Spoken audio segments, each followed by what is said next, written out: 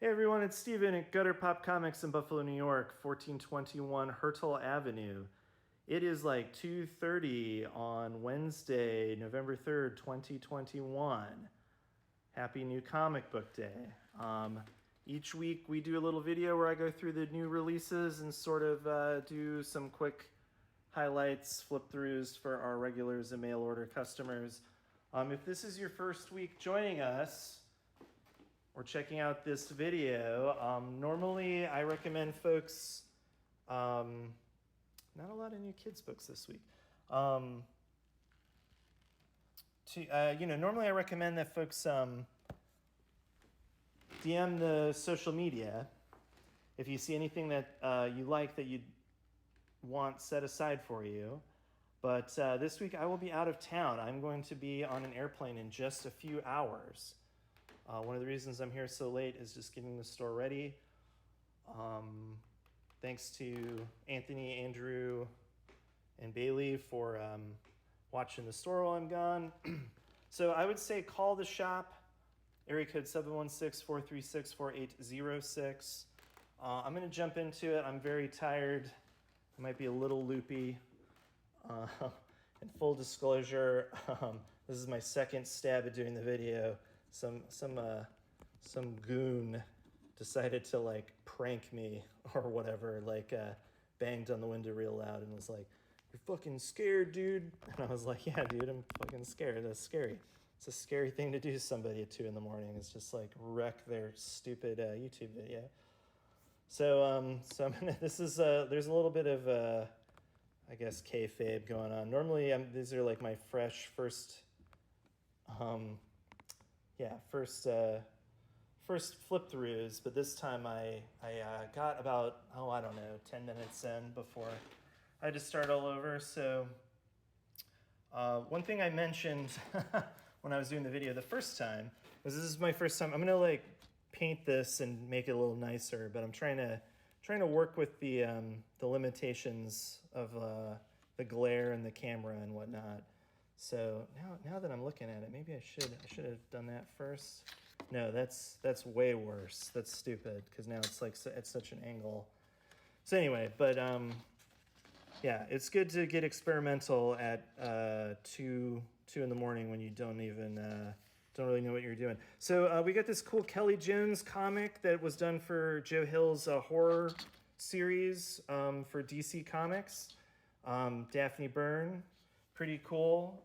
Would have been great to have for Halloween. I forget when that was. Maybe days ago. I'm going to hit a couple horror books in a row. You get the impression that maybe these publishers really thought they were going to hit that sweet deadline. But some really cool looking horror out this week for my horror heads out there. I like this. That always makes me think of the fate. I mean, I know that tons of people use it, but I always think of the band Void and their use of the inverted cross. They do both. That's what it is. It's like both, and it's very clever because their band name is Void. So it's like, okay, here we go. Lastborn. This is like some cosmic horror. Freaking cosmic, dude. Check that out. Looks pretty insane. I have not read this. I should mention a content warning on all of the stuff I'll be flipping through. Normally I have not seen any of this stuff, but, we are looking at some kind of horrific stuff. Would have been perfect for Halloween, right? I mean, geez. 40th anniversary edition. Well, you know what they're thinking. They're thinking, we'll get them next year. We'll get them for that sweet 41st anniversary of The Evil Dead. The movie, I presume. I don't know if anyone watches, there's a YouTube channel or a YouTuber I watch. It's like Shadows of Darkness. That's not right.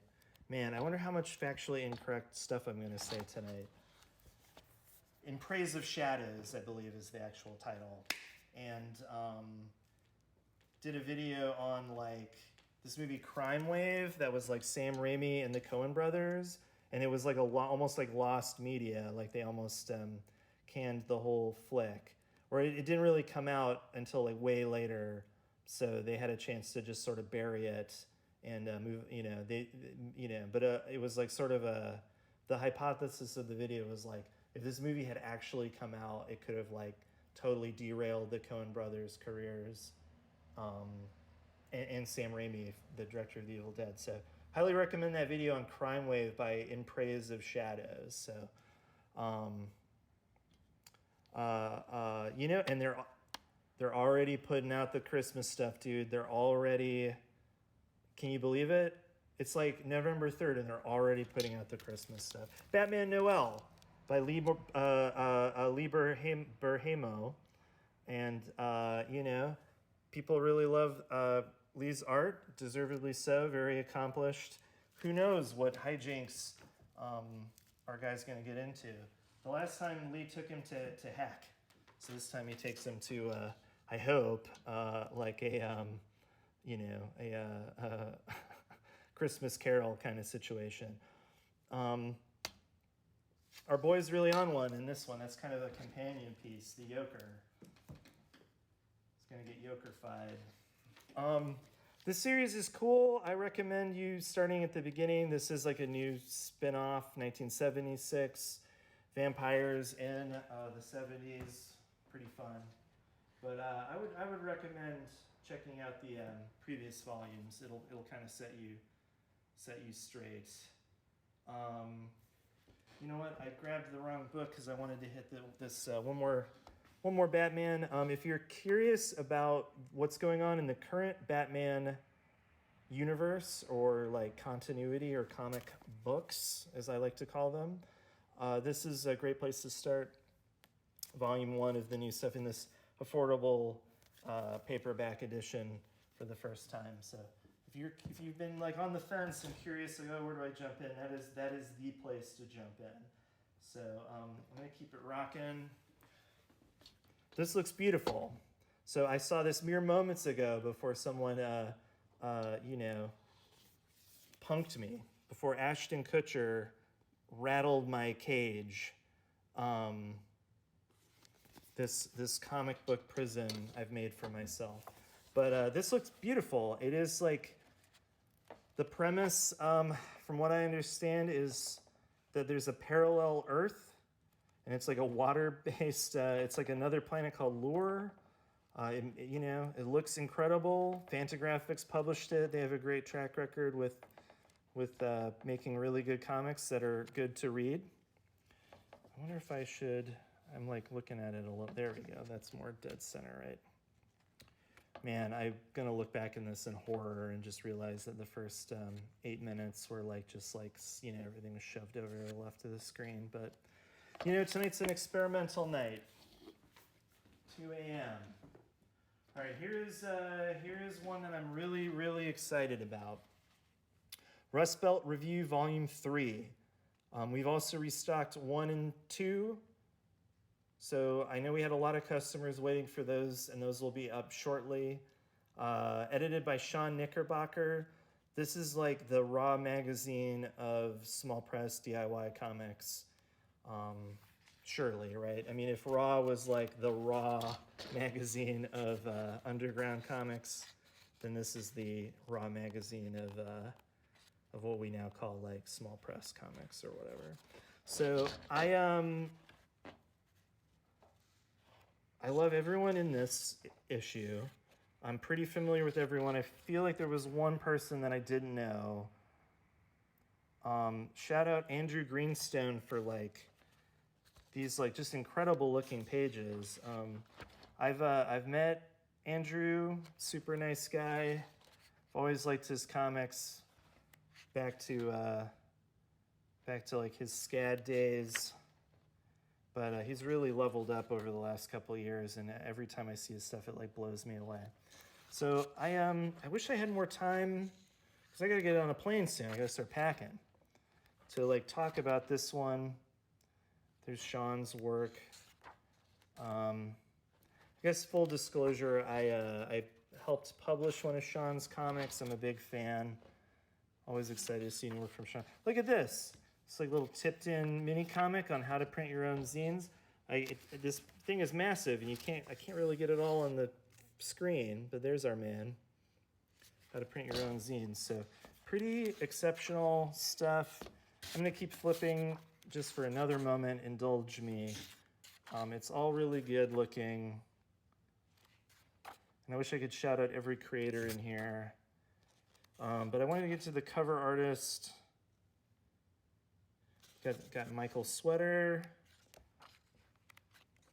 Audra Stang, who we've had a bunch of their mini comics. I believe it's the Audra show. I might be messing that up. Just on the one hand, it's like a blessing and a curse that I can blame so much of my flubs on the delirium, but also not a good practice. But yeah, so like I really like their mini comics, and I've never seen.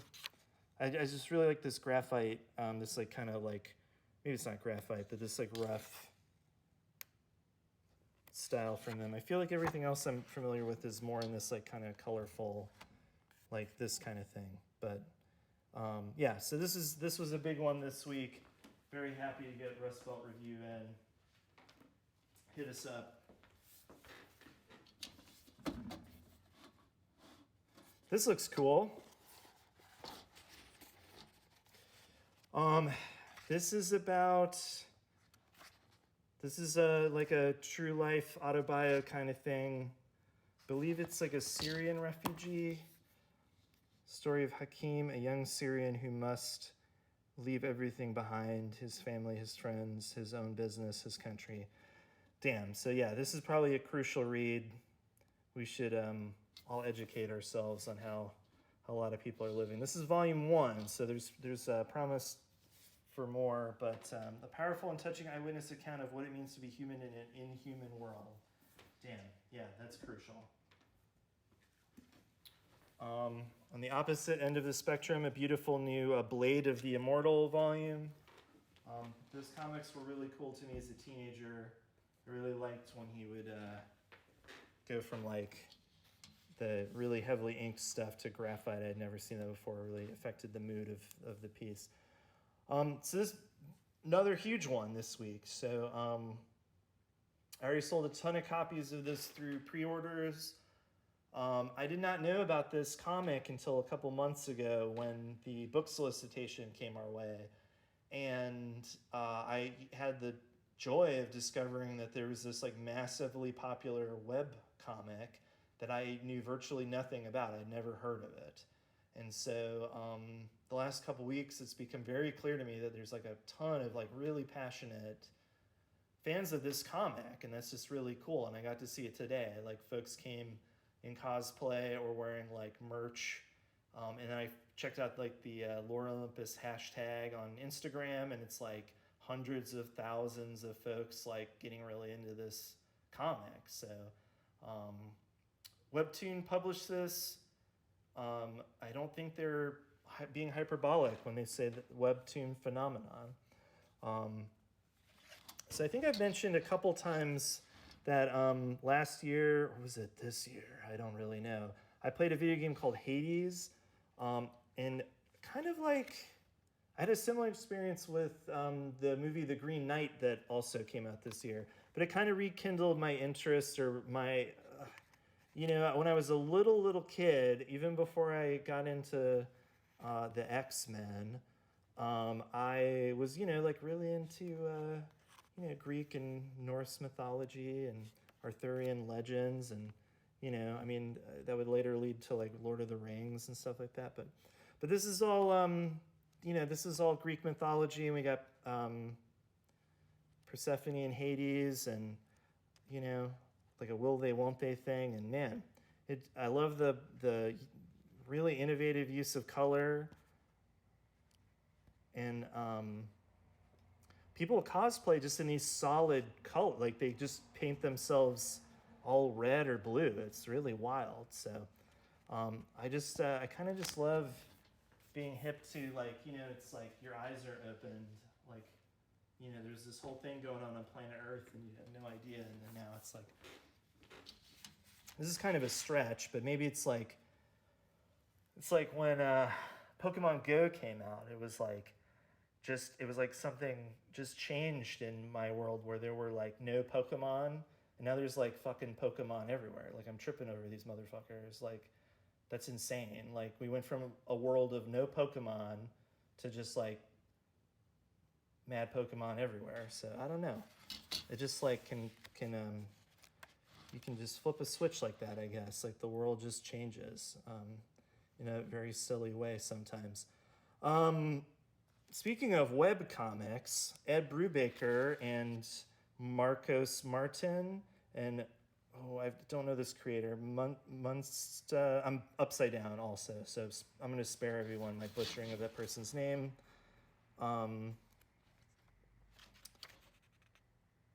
Put together this really beautiful comic. This is volume 1. I cannot wait to read it. I have been a fan of Ed Brubaker since his early mini comics, and I believe, has that comic called The Complete Lowlife? I think that was the first one I ever got, and then I tracked down some of his mini comics in the early aughts, and he's just developed into just such a great writer, and I try and read everything he does. This is no exception. This looks beautiful. Was originally a webcomic. Apparently it won the Eisner Award for Best Digital Comic. Pretty cool. Ballad for Sophie. Top Shelf published this. It is about a journalist who discovers kind of, an investigative journalist, or not investigative, I'm so sorry. I don't know what that's called, where you're like doing, oh man, I'm just going to totally dig myself a hole here. It is about some kind of journalist who discovers like an obscure, like a recluse musical genius, and a relationship occurs. But I think I should have just said young journalist. When a young journalist, but it kind of gets into the biopic of this old bitter man, and I'm sure a life with music can be really painful. I think it really messes with a lot of people, and I don't know how to segue out of that. I'm not going to open this one. Volume 4 of Die, D-I-E. That's like a 20-sided die. Do you see it? It like unfolds and then, ugh. But this has been really cool for all my D&D brethren out there. Very cool fantasy series. Does like some really unique things narratively. I said I wasn't gonna flip it open, but yeah, read 1 through 3. Don't read that one. I gotta whip it around. I gotta go to the other side of the table. So, where you had to read 1 through 3 of that one. Man, I just don't know where to put this thing yet. You can read this whole thing. So I really think these are like a huge innovation. Just in the last year or two, they've I think the last year they've started publishing these like really beautiful like omnibus editions that are soft cover or a hybrid. Like I'll see them with like French flaps or something, and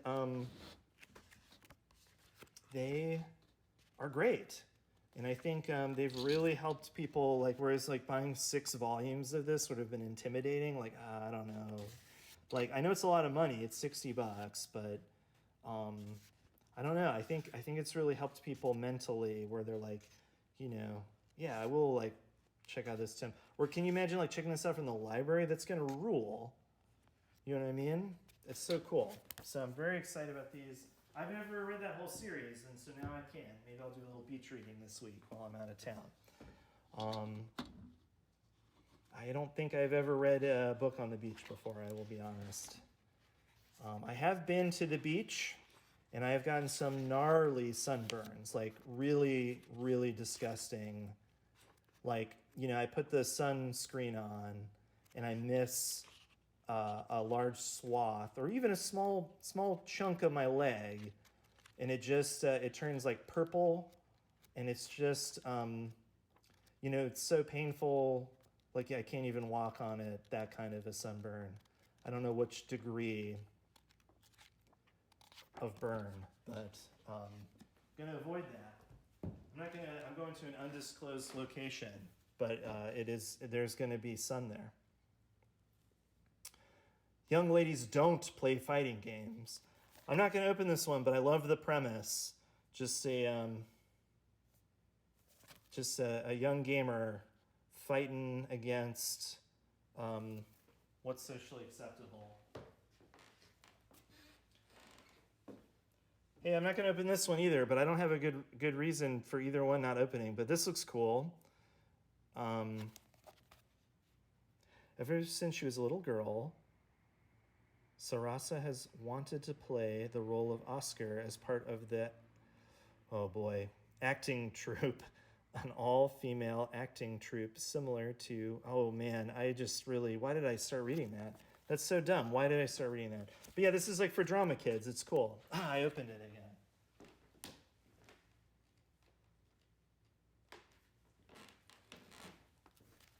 New America Chavez. That's a one and done, made in the USA. I'm gonna start rushing through stuff. I think I got a plane to catch. This is Critical Role. So this is this has been a lot of fans of that. I believe it's a podcast, but man,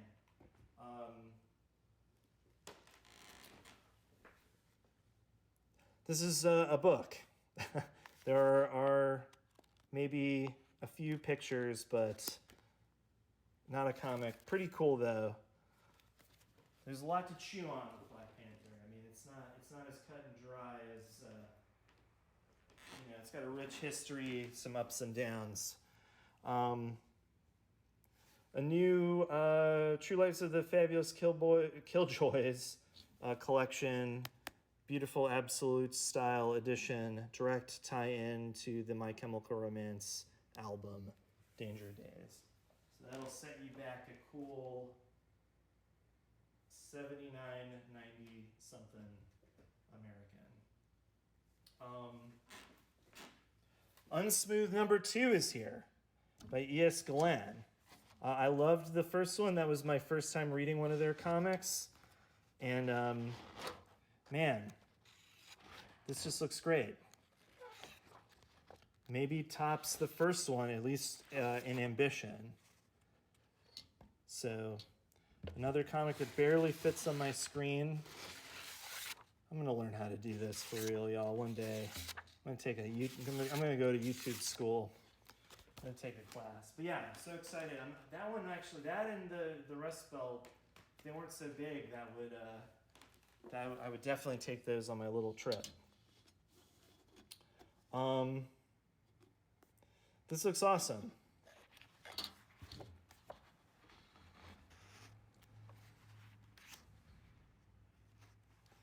And sad. As is anything set in the past.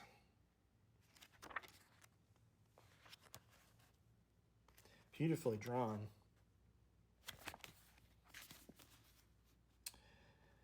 Damn, yeah, Korean War.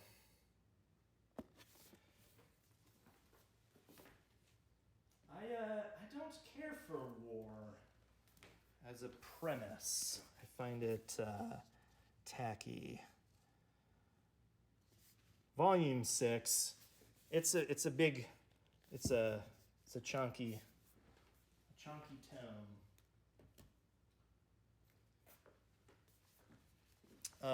This doesn't fit on my screen, but it's shiny and it's got one color.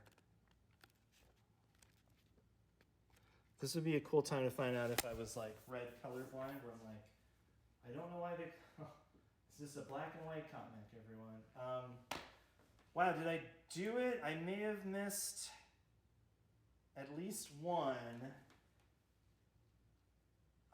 This is embarrassing. I cannot recall. Okay, there's more. There's like a bunch more.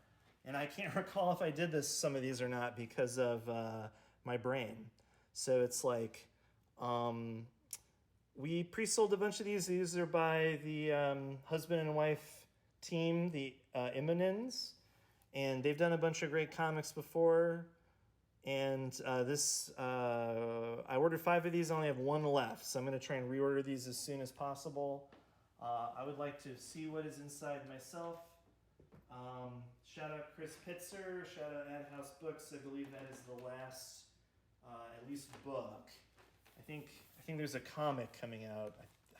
Comrade Kill or something. I'm sorry, Chris, but yeah, tons of respect to Chris and Ad House, and thanks for everything that you've done for comics. I just love Ad House. Trailer Park Boys, the comic book, I guess. This was pretty popular. I sold a number of these. Pompo the Cinephile, pretty fun. This might have been a web thing. No, it was just a straight up manga, but yeah, pretty fun, lighthearted.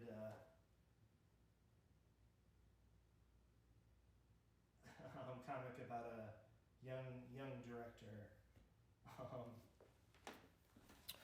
Dr. Stone number 19. Black Clover number 27. Now I'm done. Now, gosh, couple more. So, got some spicy stuff. This is about a young college student who's really stressed out and uptight. He meets a little devil, I think literally in this case, who has a little romantic affair with, and then the two of them, it's like maybe who knows what happens, but it's like you let a little bit of joy into your life, and then all of a sudden, you're making all sorts of crazy decisions. Full color edition of Yes, Roya, one of the best erotic comics of all time. I don't know, I'm always unclear if folks if creators are like, I make porn or I make erotica, and I never know what to say. But this one is especially cool. I definitely respect these folks a lot, and if the non, maybe it was a hindrance for you that it wasn't in full color, and so maybe now you can check it out. I'm gonna try and wrap this up. We're about at 30 minutes. Seems like 40 minutes is the time now. I'm gonna go through it seems like when I started these, it was like 15 minutes or something.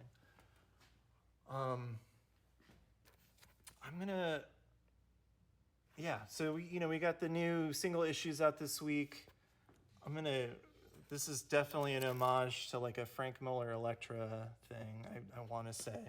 Unless that was an homage to something that I don't get. Sometimes it's like these are tough because I haven't had a chance to read anything. So it's like a little unclear what to say. I probably say that every week.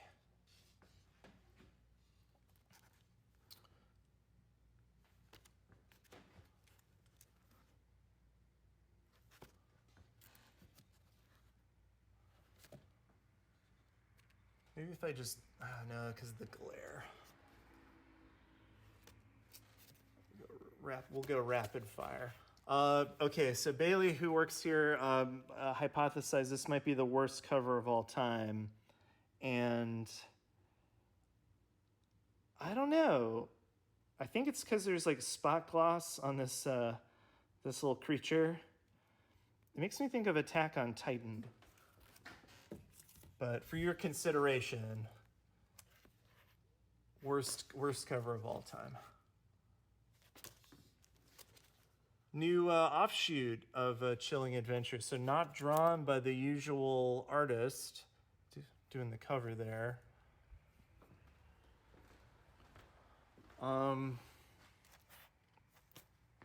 Okay, here's a big one.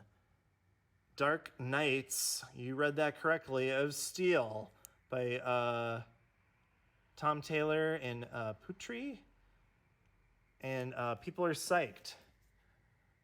So, ton of copies of that. Looks like fun. Reminds you of Elseworlds back in the day. Soul Plumber number 2. that's a big one. We have tons of subscribers for that. That's been a big hit.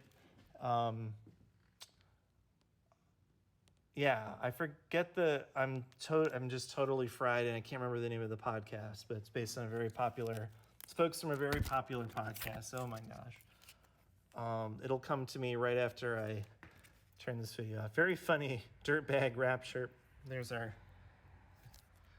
very funny idea. Epic Taverns, Tales from the Fantastical Crime Unit, The Firepower. This was really fun. Frontiersmen. I'll just skip that one. Well, I don't know. There's some controversy over this. I guess this was supposed to be metallic. It says like, everyone was sort of complaining that there's no, I guess there was a printing error or something. I don't know if it's been recalled or not. So maybe it'll be highly collectible. And we only have one. So run on down or call the shop. Another big one, Human Target by Tom King and Greg Smallwood. This looks pretty fun. Got a ton of copies.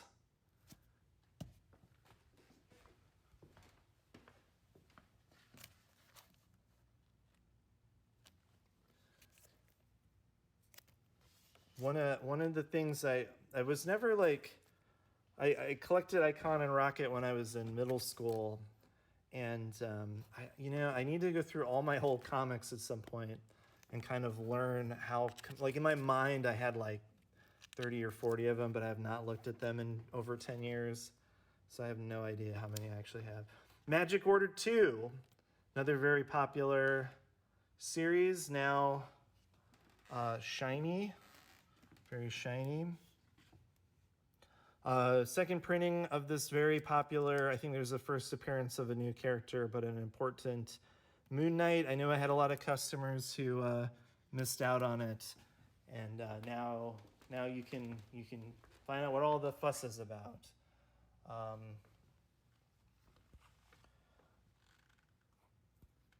Chip Zdarsky and Jacob Phillips doing a new comic.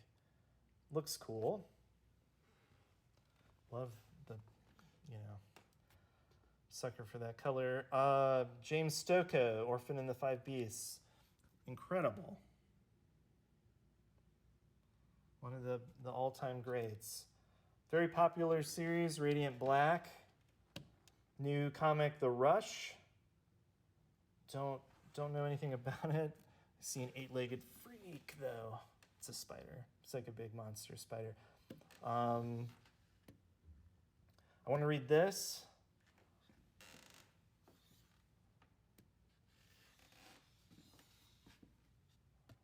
These are fun. They're doing like sequels to the old movies from back in the day.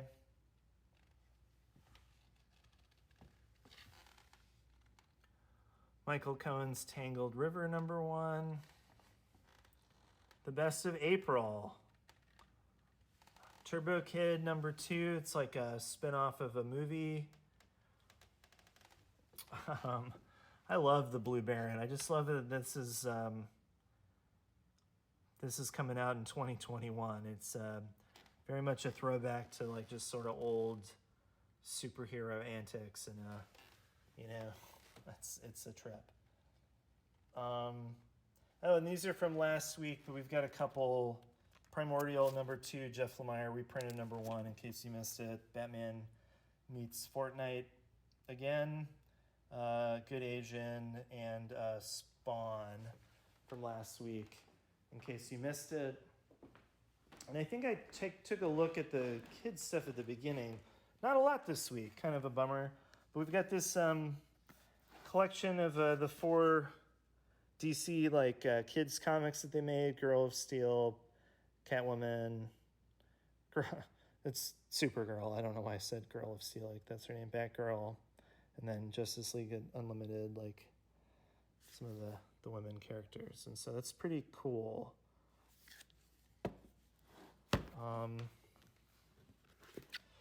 Don't know this one.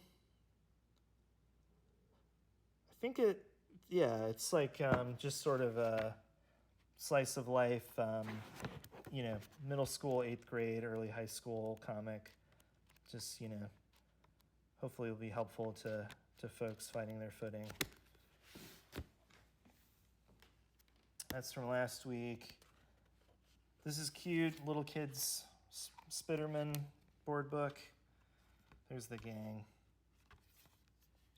What chums? Oh no. Oh man. Cute. Yanni Ramon. And this is not new, but it is a new printing of the first two Hilda books, but like just in a kind of deluxe format. So Hilda and the Troll and Hilda and the Midnight Giant. Awesome. Well, thanks so much for checking everything out with me. I'm sorry if I was a little more of a mess than usual. I'm going to try and upload this video and then like straighten up the store and then go home and pack. So I will see everyone in about a week. Thanks so much, everyone. Really appreciate it. All right, take care. Bye.